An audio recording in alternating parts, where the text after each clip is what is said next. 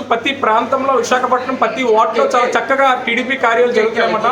ఈ రోజు రేపు చాలా చక్కగా జరిగిస్తున్నారు. మనం వాల్మార్ట్లో తెలుసుకుందాం. ఇక్కడ వార్డు మెంబర్స్ ఉన్నారు, సెక్రటరీస్ ఉన్నారు, టీడీపీ కార్యకర్తలు ఉన్నారు. వాల్మార్ట్లో చక్కగా క్లుప్తంగా అసలు ఇక్కడ ఎలా జరుగుతున్నాయి అనేది వాల్మార్ట్లో తెలుసుకుందాం. సార్ నమస్కారం అండి. చాలా చక్కగా జరుగుతున్నాయి సార్. అంటే మరి 2 days దేని నిమిత్తం చేస్తున్నారు సార్?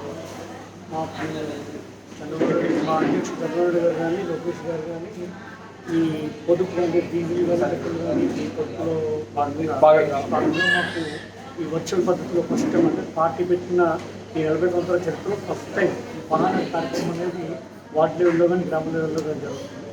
సో వాళ్ళు ఇచ్చిన పిలుపు మేము ఇక్కడ ఈ మొదలైన ఫంక్షన్లో 2 రోజులు ఈరోజు సార్ ఇది వార్డు శంకరమండలం లైన్లోకి వస్తే ఏ వార్డు వస్తుంది? 26వ వార్డు నార్త్ వార్డు సార్. అంటే మీరు ఇందులో అంటే అంటే ఏం చేస్తారు? టీడీపీ అధ్యక్షులు సార్. నిజంగా అంటే ఈ 2 రోజుల దానికి అంటే పురుషుల కంటే స్త్రీలు ఎక్కువ వచ్చారు, లేడీస్ ఎక్కువ వచ్చారని చాలా ఆదరణ వచ్చింది అన్నారు సార్. ఎంతవరకు నిజం సార్?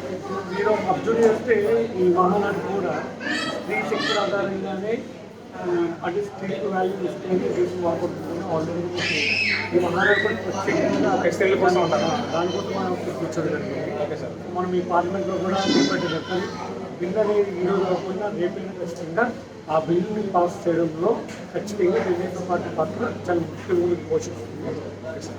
సార్ మరి అంటే వచ్చిన వాళ్ళందరూ కూడా భోజనం కూడా చక్కగా ఏర్పాటు చేశారు. నిజంగా అనకూడదు, ఒక కన్నుల వైకుంఠం, ఒక సంక్రాంతి పండుగ ఇంట్లో బంధువులు తెల్ల చేసుకుంటాము. నిజంగా ఈ 2 రోజులు కూడా ఇలాగే చేసుకోవాలని ప్రజలు చెప్తున్నారు సార్. దాని మీద మీ ఉద్దేశం సార్? అంటే మేము యాక్చువల్గా అబ్జర్వ్ చేస్తే ఈ రాత్రి 17వ వార్డులో 26వ వార్డు టీడీపీ చూసుకోవటం అందుకనే వాళ్ళకి ఎటువంటి జరగకుండా ఈ ఒక మహాన పండుగలో జరుపుకోవాలి కార్యకర్తలు అందరూ ఓన్లీ తెలుగుదేశం పార్టీ కుటుంబ సభ్యులు ఎవరు ఉన్నారు, తెలుగుదేశం పార్టీ సభ్యత్వం ప్రతి 2 సంవత్సరాలు కూర్చోపట్టుకుని ఎవరు తీసుకుంటున్నారు వాళ్ళందరూ ఓన్లీ ఎక్స్క్లూజివ్ ఇక్కడ సామాన్య జనాలుగా నేను ఓన్లీ తెలుగుదేశం పార్టీ కార్యకర్తలు ఉన్నారో వాళ్ళు మాత్రం హాజరవడం జరిగింది. రేపు కూడా దీనికి రెట్టింపుగా హాజరయ్యి రేపు 103వ జయంతి అన్నగారు జరుగుతుంది.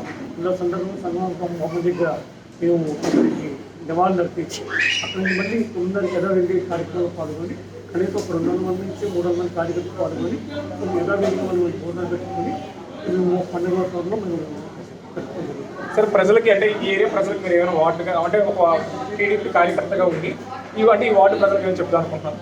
ఏమీ లేదండి. గత ఒప్పందం మా నాన్నగారి దగ్గర నుంచి మా అమ్మగారి దగ్గర నుంచి మా చెల్లి కార్పొరేటర్ దగ్గర నుంచి ఈరోజు నా వరకు ఈ వార్డుకి ఎప్పుడు జనాలకు అందుబాటులో ఉంటూ తెలుగుదేశం పార్టీని నమ్ముకొని మేము కష్టపడుతున్నాము.